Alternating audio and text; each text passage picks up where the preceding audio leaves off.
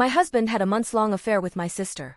I've posted about this in here before, but ended up deleting the post on day 1 because my 35F wayward husband 36M found the post.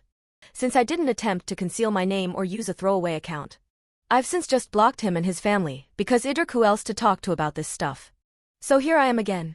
It's been a little over 3 weeks, and for the most part, friends and family don't check in with me as regularly. I'm tired of thinking about it, tired of talking about it, but also can't get away from it.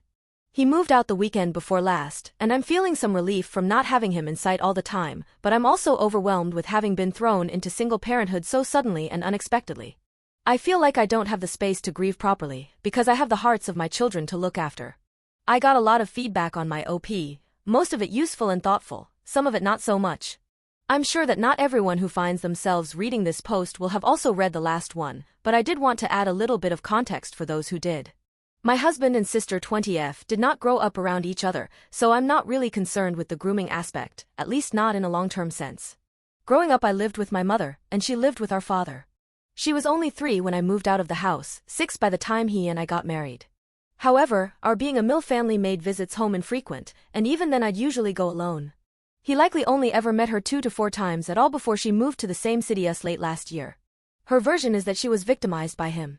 I know it sounds incredibly shitty to not believe someone claiming to a victim, so I do want to clarify some things here. 1. I do believe that she is and has been a victim in the many sexual relationships she has had with much older men, and that she seeks these relationships as the result of some deep-seated traumas from her childhood. However, she has always entered into these relationships consensually and has never considered herself a victim of these men. Should the men have been known better? Absolutely. Did they still actively engage in very inappropriate relationships with her citing her consent as their gross justification? Absolutely. So while, yes, I absolutely believe that my husband was the one who should have been responsible for managing their relationship as the much older player, I also do not believe that she ever felt victimized by him, but now claims to have been to earn my sympathy and forgiveness. His version is that she sought him out even prior to their first exchange, and then began indirectly threatening him that she would tell me if their relationship didn't continue. He was also very drunk the first time, she had had nothing to drink, and according to him, initiated the encounter. Things I do know, she sent a friend request to his FetLife account 5 days prior to the first encounter. She sent a friend request to her BIL's social media account which contained multiple nude photos. I believe she at least fantasized about him, if she didn't actually plan to initiate sexual contact. Will I ever know the full truth of what happened or why? Probably not. If they're both lying or if they both actually buy into the bullshit webs they're spinning. How much it even matters anymore, and how I'll feel in 6 months, or 1 year, or 5 years, but today, right now, how I'll ever forgive either of them for what they've done. Also updated to add, I did tell my children, on the advice of my therapist. Because my children were very close with their aunt, this one couldn't be as easily managed by just omitting the why of our divorce. And there was a fear that it would come out later in an uncontrolled way or that I would have to create a story around why their aunt is no longer in their lives. It felt like the only thing to do was to tell them enough of the truth. And it's all just been really hard. Update. It hasn't even been 2 months since I found out, but it feels like it's been 10x that long. It's already hard to remember the time before all of this. I know it's been recommended that we not go this route, but we've decided to move ahead with divorce proceedings using a mediator only. I do believe that he is genuinely remorseful, and all I want is to do this amicably so that it will have as little impact as possible on the kids. We've come to agreements on everything outlined in the divorce decree documents, and I'm satisfied with the decisions we've made. IDC about entitlement. I just want to be done with it. I'm in therapy and I think it's helping me to process everything, although it does seem like my most difficult days are always the ones following my sessions. I'd really like to go back to talking to my therapist about anything but this, but I know that this part can't be sped up or skipped over. My sister reached out to me after my request that we remain NC. She was blocked everywhere except for my phone number, but has since been blocked there as well.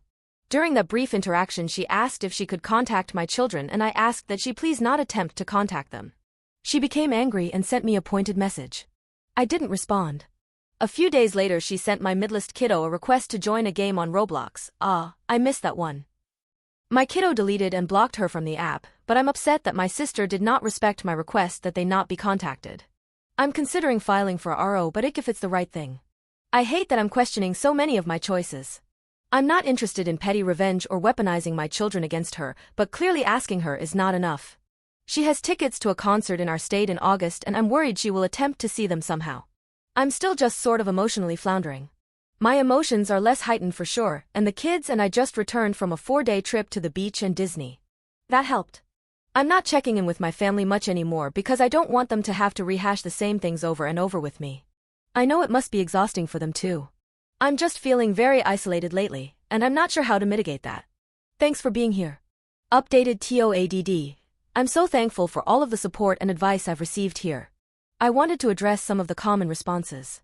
My STBXH is not in contact with my sister either.